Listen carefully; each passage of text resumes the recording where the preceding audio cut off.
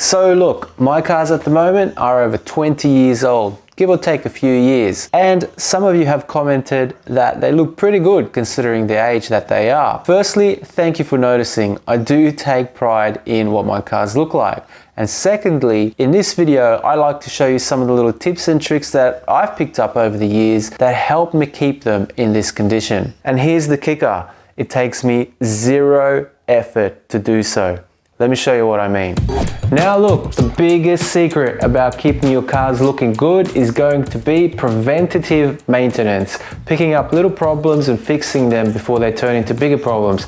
And the best way to do preventative maintenance is keep your eyes open when you drive your car and when you clean your car. So that's what we're going to be talking about today. What to do when you drive your car and you clean your car. So let's start with the first one.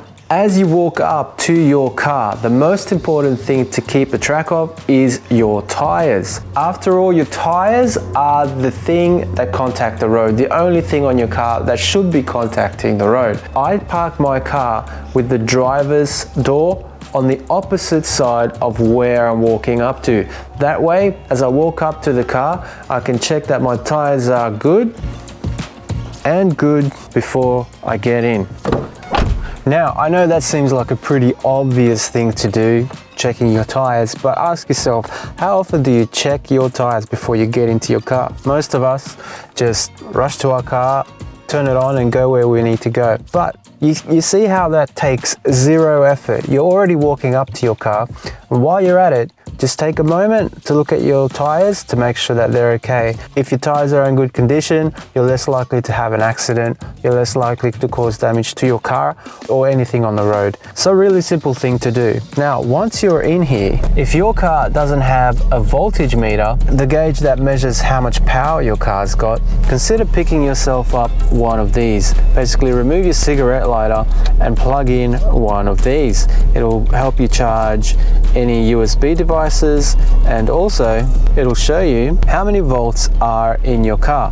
If that number is anything under than 14 volts, chances are your battery is gonna need some looking at. Now, why is it super important to keep on top of your voltage? You might get a whole bunch of errors on your dash simply because your car doesn't have enough power to run all the sensors. So the first thing I always do when I get any dash lights is to make sure that my battery is in tip-top condition. And this is the easiest way to do that if you don't already have a voltage meter up on your gauges. Just get yourself one of these. They're super cheap. You can pick them up in many different places. I'll leave a link below to where you can get one of these. Before you set off, just keep an eye on your temp gauge. That's that one over there. On most cars, the temp gauge shouldn't rise anywhere past the halfway mark. Anywhere past that means that there's something serious going on with your engine and you want to keep an eye on what's happening. So that's it. Temperature, any dash lights, voltage, tires, and if you've got those things going on, you can set off and chances are nothing bad will happen while you drive. This takes zero effort because you're getting into your car anyway. So as you do, just look around, see if there are any faults. Preventative maintenance. If anything rises up, take care of it immediately. So those are some of the little pointers I would recommend you do as you head off on a journey in your car. Now, the big thing is keeping your car clean. Cosmetically, how do you keep these 20-year-old cars looking good? Wash them yourself. Don't put them through one of those automatic car washes or anything like that. Take some soap and a sponge and wash your car so that you can pick up any little blemishes and address them before they get out of control. The other opportunity you get when you wash your own car is with the wheels. So while you're drying your wheels, while you're in here, just check the quality of your tires, that the tread depth is deep enough, that they're not getting too low, and overall that they're just not too old and getting past their use by date. Now, while you're in here playing with your tires, check the pressure in your tires as well to make sure that they're not too low. So get yourself a tire pressure gauge. I'll leave a link in the description below on where you can pick one of these up, but they're pretty cheap and yeah, you can get them online or at auto parts stores.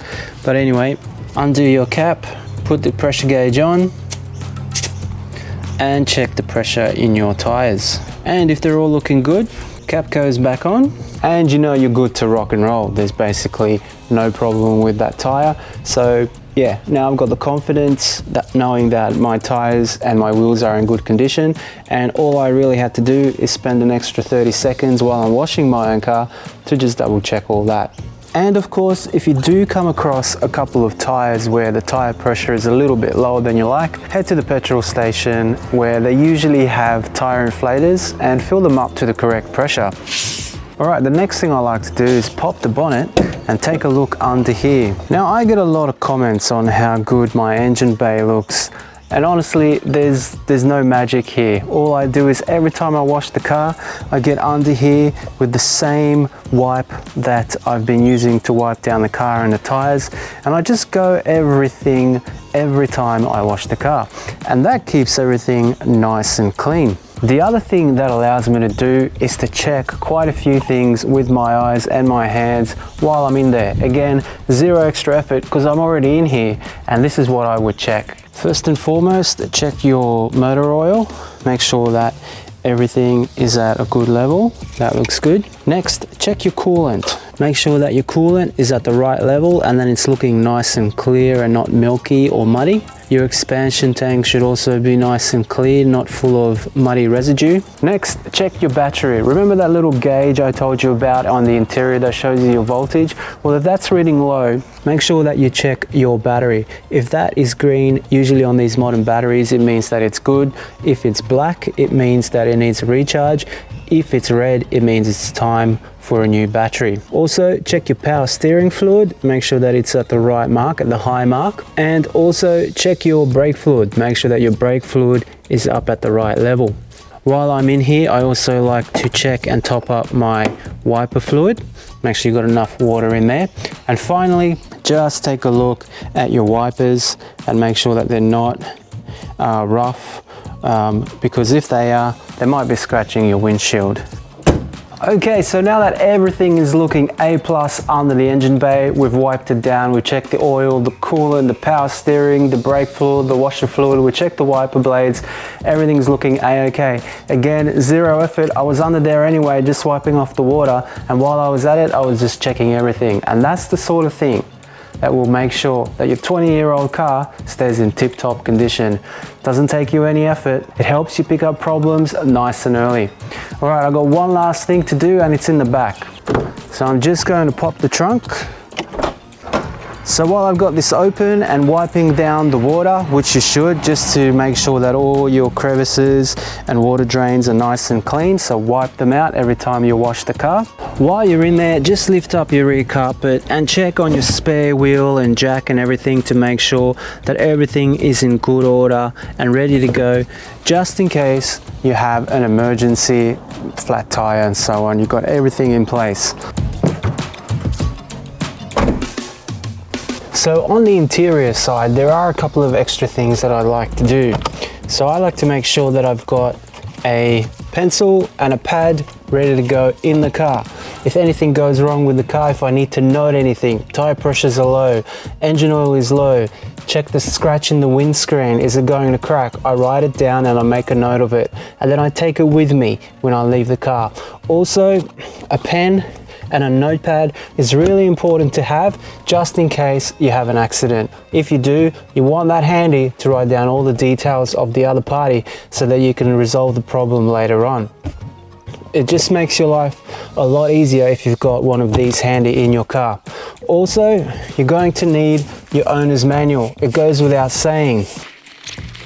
This thing contains all the information you will need to run your car. It contains the correct tire pressures, the oils and every other fluid, including the coolant, the gearbox oil, all the fluids, all the bulbs, all the specs. Everything you need to know is in one of these. So if you don't have one of these in your car, head to eBay or a parts supplier, someone who's dismantling one of these cars, and pick yourself up one. It really does help, especially in emergency situations.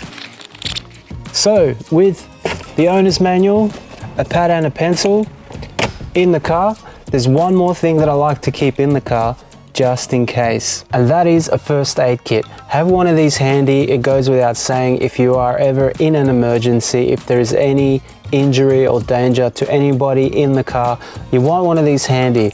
I tend to stick it underneath the front seat or into one of the pockets behind the front seat, just so that it's in the cabin with me, so that if there is an emergency, I can reach it really, really quickly. All right, so at this point, that's kind of it. Just give the car a good vacuum and then a wipe down.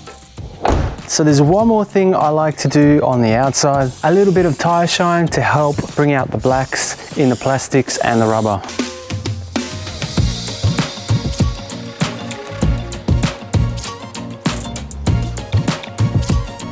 She's looking shermick. And do you see how it didn't take me any extra effort to get all of those checks done? I was already in there washing the car, and all I did was use my hands and my eyes to have a look at all the fluids, check a few things over, look at any scratches, look at pressures, and that's the key here. Stay on top of preventative maintenance.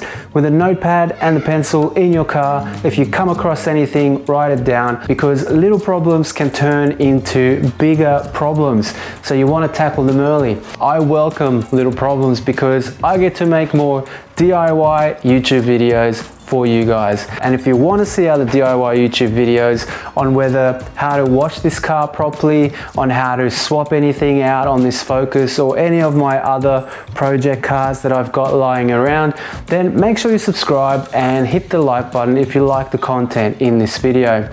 But all in all, pretty simple process. I hope that was helpful. Enough chit chat from me. If you want to try this at home, go ahead and do it on your car. I'll see you in the next one. Bye.